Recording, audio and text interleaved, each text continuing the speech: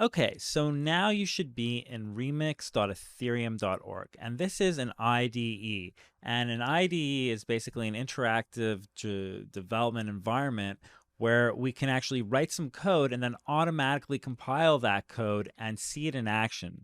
We can bring in plugins, we can do compiling, and this is one specifically derived for Solidity. So we can actually write up smart contracts in our IDE and test them. We can test basic migrations and we can test out different tokenomics. So when you go to remix.ethereum.org, you're basically going to see a dashboard where we have, like we'd have in a text editor, we see our files and our folders. So this is our directories in our workspace. And if we click through on our side tab, we see that we can go to different options. We have a Solidity compiler, which is going to let us to compile our contracts down. As easy as that, we just compile when we're done writing.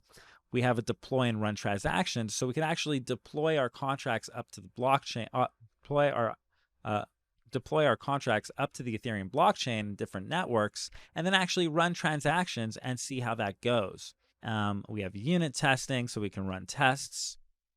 And then we could add different plugins. And we can see already the plugins which are available. So we have the Solidity compiler, which we're going to use, the logic for the compiler, which we're going to use, and unit testing is active right now. And then we see there are all these plugins that we could actually activate. And we can actually search through to find other plugins as well. Okay, awesome. So what we're going to essentially do is we're going to go here in this main page, we're going to create a new file. So what we're going to do here is we're going to create a new file. So we're going to click on new file over here in our main page, and we're going to call it will.sol. And the sol stands for Solidity. That's how our IDE knows that we're going to be coding in Solidity.